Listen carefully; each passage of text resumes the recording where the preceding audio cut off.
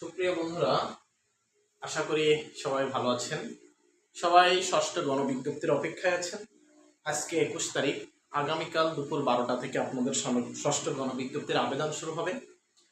তো ষষ্ঠ গণবিজ্ঞপ্তির আবেদনের বিষয়ে আজকে কিছু কথা থাকবে।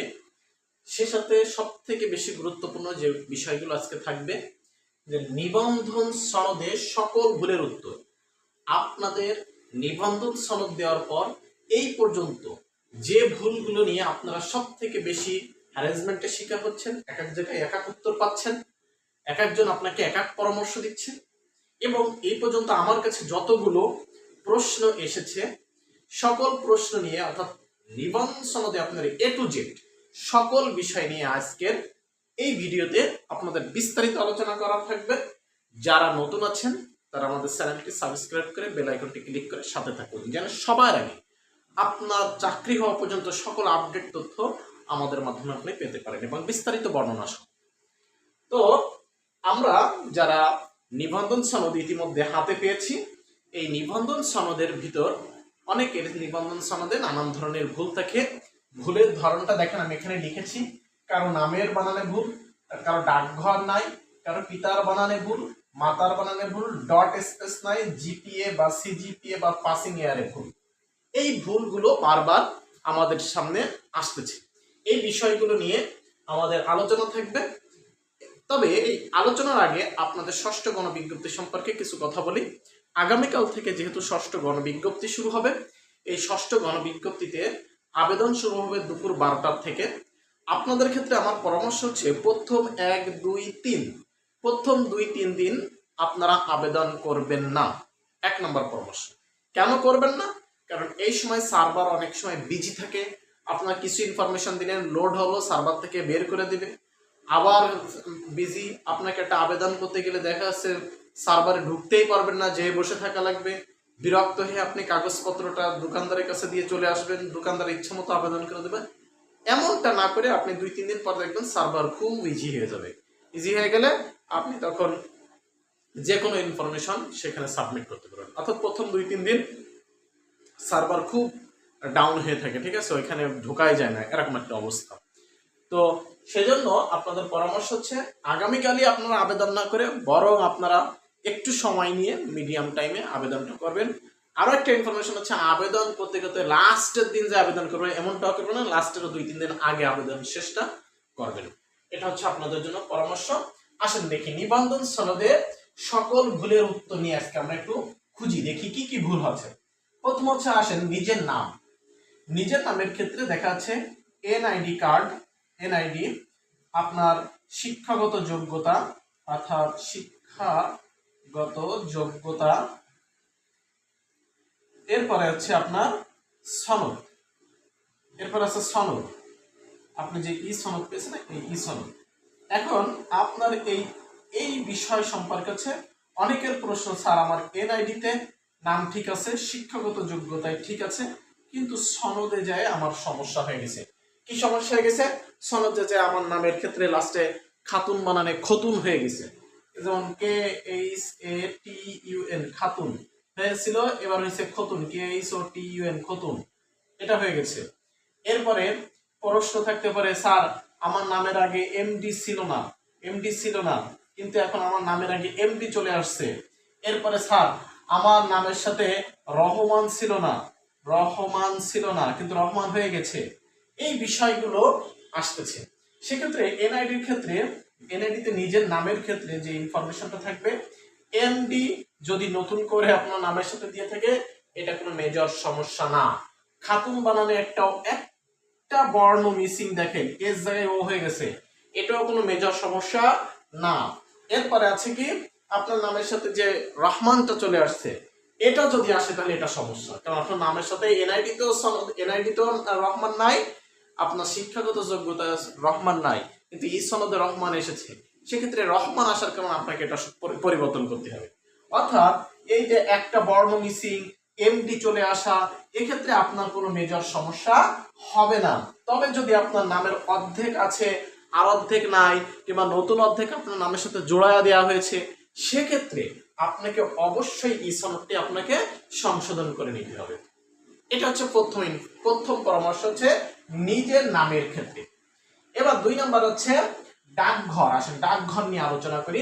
ডাকঘর, স্যার আমি যখন আবেদন করেছিলাম তখন আমার ডাকঘর ছিল আমার শ্বশুর বাড়ি, এখন আমার ডিভোর্স হয়ে গেছে, এখন আমার ডাকঘর আমার নিজের বাপের বাড়ি দিতে চাই। 1 নম্বর প্রশ্ন। 2 নম্বর প্রশ্ন আছে স্যার আমার ডাকঘর গ্রাম সব আমি একই দিয়ে দিছি, এখন আমি কি করব? 3 নম্বর প্রশ্ন হচ্ছে স্যার ভুল করে ডাকঘর না দিয়ে শুধু গ্রামের নাম দিয়ে দিছি, কিন্তু পোস্ট কোড ঠিক আছে। এটাও আছে অনেকের সমস্যা।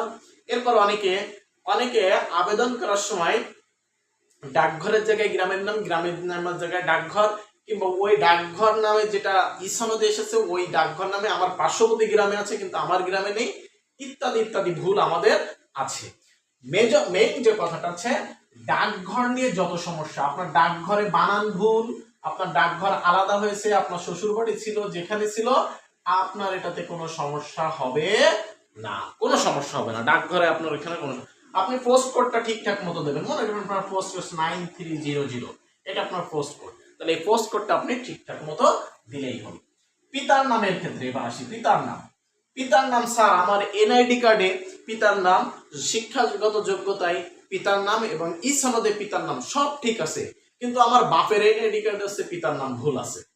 মানে বাপের এনআইডি কার্ডে পিতার নাম যেটা, আমার শিক্ষা সনদে, আমার এনআইডিতে, আমার সনদে এই পিতার নাম এক না, সেক্ষেত্রে বাপেরটাই ভুল, বাপেরটা বাদ দিয়ে দিবেন। অর্থাৎ আপনার বাবার যে এনআইডি কার্ড ওটা যদি ভুল থাকে আর আপনার সকল সনদ যদি একই থাকে তাহলে ওটা পরিবর্তন করার কোনো প্রয়োজন নাই। বাবার শিক্ষাগত, বাবার যে এনআইডি কার্ড সেইখানে যে নাম, কিংবা আমার এনআইডি কার্ডে কিংবা আমার শিক্ষাগত যোগ্যতায় বাবার নামের আগে এমডি আছে কিন্তু সনদে এমডি আসে নাই, এটাতেও কোনো সমস্যা নাই। কারণ বিষয়টা হচ্ছে তাহলে সমস্যা কোথায়? সমস্যা হচ্ছে আমার এনআইডি কার্ডে যে নাম, শিক্ষাগত সনদে সেই নাম, কিন্তু দেখা যাচ্ছে আমার সনদে নাম এসেছে আর এক নাম। অর্থাৎ যেমন আমার বাবার নাম আব্দুর রহিম, ধরেন মিস্টার আব্দুর রহিম, এখন আমার শিক্ষাগত সনদে এটা, আমার এনআইডি তো এটা, কিন্তু আপনার হচ্ছে সনদে এসেছে মিস্টার আব্দুর রহমান, রহিমের জায়গায় হয়ে গেছে রহমান। এটা তাহলে আপনাকে কি করতে হবে? পরিবর্তন করতে হবে। এবার মাতার নামের ক্ষেত্রে আসি। মাতার নামের ক্ষেত্রে দেখাচ্ছে অনেকের মায়ের এনআইডি কার্ডে একটা, কিন্তু আপনার সকল সনদে একই জিনিস, কিন্তু মায়ের এনআইডি কার্ডে আলাদা। সেক্ষেত্রে মায়ের এনআইডি কার্ডে ভুল, আপনার সব ঠিক আছে, এক্ষেত্রে আপনার কোনো সমস্যা হবে না। এখন প্রশ্ন আছে স্যার আমার মায়ের নামের আগে এমএসটি বসায় দিছে, এমআইএসএস বসায় দিছে, এমওএসটি বসায় দিচ্ছে, এটাও কোনো মেজর সমস্যা না। তাহলে সমস্যাটা কি? সমস্যাটা হচ্ছে ওই একই বিষয়টা হচ্ছে কি, আপনার মায়ের নাম আপনার শিক্ষাগত সনদ এবং এনআইডিতে একটা, কিন্তু সনদে এসেছে আর একটা। সেক্ষেত্রে হচ্ছে আপনার হচ্ছে, যেমন আপনার মায়ের নাম ধরেন মজিরন বেগম, এখন মজিরনের জায়গায় আছে মানজিরা বেগম, সেক্ষেত্রে অবশ্যই এটা আপনাকে পরিবর্তন করতে হবে। বোঝাতে পারছি আসলে? এবার সবচেয়ে বেশি সমস্যা যেটা, এটা নিয়ে বারবার সবাই আমাকে অনেকে ফোনও দিয়েছে, স্যার আমার নামের শেষে কিংবা বাপের নামের শেষে কিংবা মায়ের নামের সাথে ডট ছিল, মানে মিস ডট, এমডি ডট, এগুলো ছিল, কিন্তু আমার সনদে ডট আসে নাই। 1 2 নম্বর হচ্ছে স্পেস ছিল, স্পেস আসে নাই, কিংবা স্পেস ছিল না, স্পেস এসেছে। এমন যদি কারো কোনো সমস্যা থাকে, এই ডট স্পেসও কোনো সমস্যা হবে না। বুঝাতে পারছি আপনাকে? আচ্ছা, এরপরে যেটা আছে যেমন জিপিএ এবং সিজিপিএ এবং পাসিং ইয়ার, জিপিএ সিজিপিএ পাসিং ইয়ার, এখানেও আরো অনেকের সমস্যা, মেজর সমস্যা। স্যার আমি যখন আবেদন করেছিলাম অ্যাপ্লিকেন্ট কপিতে, আমার আবেদনে ধরেন 3.15 দিয়েছি, কিন্তু আমার রেজাল্টে পরে দেখে নিয়ে 3.25। আবার অনেকে বলছে স্যার আমার আবেদনের সময় রেজাল্ট ছিল 4.50, কিন্তু আমার সনদে এসেছে 4.5, কিংবা পরবর্তীতে এটা আমি এখন দেখতে পাচ্ছি আমার অ্যাপ্লিকেশন কপিতে 4.5 দিয়ে 4.50 নাই। এটাতে আপনার কোনো সমস্যা হবে না। আপনার সিজিপিএ তে যদি কারো এরকম উলট পালট মিসিং হয়ে থাকে, কোথাও কোনো সমস্যা হবে না। এরপর আসেন পাসিং ইয়ার। স্যার আমার পাসিং ইয়ার ভুল হয়েছিল, এবার পাসিং ইয়ার আমার অ্যাপ্লিকেশন কপিতে যেহেতু ভুল হয়েছে, আমি তো এখন কি করব, হতাশা আছি স্যার, আমি খুব টেনশনে আছি, এটা আমাকে একটা ভালো সলভ দেন। পাসিং এরও আপনার কোনো সমস্যা হবে না। এখানে যে ভুলটা চলে গেছে ভুলের কারণে আপনার কোনো সমস্যা হবে না। তাহলে এবার যেগুলো আমার ভুল হয়েছে তাহলে এক্ষেত্রে এখন আপনার মানে ছাড়া আপনার পরামর্শ কি, এটা অনেকের প্রশ্ন রাখতে পারে। আমার প্রথম পরামর্শ হচ্ছে ষষ্ঠ গণবিজ্ঞপ্তিতে আপনারা আবেদন করবেন। এই ষষ্ঠ গণবিজ্ঞপ্তিতে যখন আবেদন করবেন এই ষষ্ঠ গণবিজ্ঞপ্তিতে যখন আবেদন করবেন এখানে যে ইনফরমেশন দিবেন এই ইনফরমেশন 100% সঠিক দিবেন। আপনার এনআইডি আর শিক্ষাগত সনদ, এনআইডি আর শিক্ষাগত সনদ এই দুইটা মিল রেখে আপনি ষষ্ঠ গণবিজ্ঞপ্তিতে 100% সঠিক দিবেন। ই সনদে ভুল ওটা আপনি দেখবেন না, আপনি দেখবেন আপনার এনআইডি আর শিক্ষাগত সনদ এই দুইটা দেখে আপনি আপনার সকল ইনফরমেশন গুলো ষষ্ঠ গণবিজ্ঞপ্তিতে এখানে আবেদন করবেন সুন্দর করে, কোথাও যেন কোনো ভুল আর না হয়। মনে রাখবেন এই ষষ্ঠ গণবিজ্ঞপ্তির আবেদনের ইনফরমেশন অনুযায়ী আপনার এমপিও হবে, আপনার নিয়োগপত্র হবে, আপনার বেতন কাঠামো কিন্তু এই ইনফরমেশন অনুযায়ী আপনার বেতন স্কেলটা এখানে তৈরি করা হবে। সেক্ষেত্রে ষষ্ঠ গণবিজ্ঞপ্তিতে আবেদন করার ক্ষেত্রে এগুলো করবেন। এবার আরেকটা প্রশ্ন হচ্ছে, স্যার তাহলে যেগুলো ভুল হলো সেগুলোকে আমি সংশোধন করব না? অবশ্যই আপনার সুযোগ থাকলে আপনি সংশোধন করে নেবেন, কারণ আপনি যখন ঠেকে যাবেন অর্থাৎ দেয়ালে পিঠ ঠেকে যাবে তখন কিন্তু আপনার ঠিকই বাধ্য হয়ে এগুলো সংশোধন করা লাগবে। যাদের সুযোগ আছে আগে আগে এগুলো সংশোধন করে আপনার সকল সনদ এনআইডি কার্ড সবকিছু একই রাখার চেষ্টা করবেন। মানুষ ঠেকে শেখে, কিন্তু আপনার জন্য কোথাও ঠেকে যেতে না হয় সেজন্য আপনি আগে থেকেই সবকিছু সকল ইনফরমেশন গুলো একসাথে মিলে সুন্দর করে সাজায় রাখবেন। সাজায় রাখলে হবে কি আপনার আর কোথাও ঠেকতে হবে না। এবার বিষয়টা হচ্ছে দেখেন, এই যে সমস্যাগুলোর কথা বললাম এই সমস্যাগুলোর কারণে আপনার এমপিও নিয়োগ বা বেতন ওঠাতে কোনো সমস্যা হবে না, কিন্তু সমস্যা কিন্তু এই যে একটা ডট, এই যে একটা স্পেস, হ্যাঁ স্পেস এগুলো, কিংবা ওই যে এমডি নাই এমডি আছে এইগুলোর ক্ষেত্রে, কিংবা বাপের নামে একটু ভুল মিসিং লেটার বর্ণ ইত্যাদি এগুলোর ক্ষেত্রে আপনি যখন চাকরিতে জয়েন করবেন, জয়েন করার পর আপনাকে ইএফটি করা হবে। ইএফটির জন্য আবেদন করতে হবে। এই ইএফটি তে যখন আপনি আবেদন করবেন তখন কিন্তু ডট না থাকলে আপনার ফাইল আটকে দেওয়া হবে। এরপরে আপনার যদি স্পেস মিসিং থেকে তাও আপনার ফাইল আটকে দেওয়া হবে, বলবো এগুলো সংশোধন করে নিয়ে আসেন। এমডি নেই এমডি আছে এই ক্ষেত্রেও আপনার ফাইল আটকে দেবে, বলবো এগুলো সংশোধন করে আসেন। এই জন্য আমার পরামর্শ হচ্ছে এখন গণবিজ্ঞপ্তিতে আবেদন করতে আপনার কোনো সমস্যা হবে না, যেহেতু আপনার ইএফটি করতে করতে প্রায় আরো 6 মাস 8 মাস 1 বছর চলে যাবে।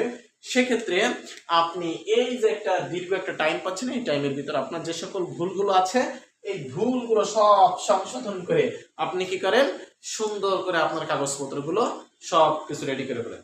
তবে আপনার এখনের জন্য ষষ্ঠ গণবিজ্ঞপ্তিতে আবেদন করতে কোনো সমস্যা হবে না, তবে ভুল ইনফরমেশন দিয়ে আপনি ষষ্ঠ গণবিজ্ঞপ্তিতে আবেদন করবেন না। ষষ্ঠ গণবিজ্ঞপ্তিতে আবেদন করার সময় সঠিক ইনফরমেশন দিয়ে আবেদন করবেন এবং টার্গেট রাখেন ইএফটি করার আগেই যেন আমার যেসব ভুলগুলো আছে সেগুলো আমি সংশোধন করতে পারি, কিন্তু এখন আবেদনে আপনার কোনো সমস্যা হবে না। এটা ছিল আজকে আমাদের আলোচনার বিষয়। হিউজ মেসেজ আসে, হিউজ কমেন্ট আসে, ফোন আসে, হোয়াটসঅ্যাপে মেসেজ দেন যে আমার এই সমস্যাগুলো নিয়ে আমি সব থেকে বেশি হেজিটেশন, তাই আপনাদের জন্য এই বিষয় টোটালি ক্লিয়ার করে দিলাম। আশা করি সবাই বুঝতে পারছেন। সবাইকে ধন্যবাদ।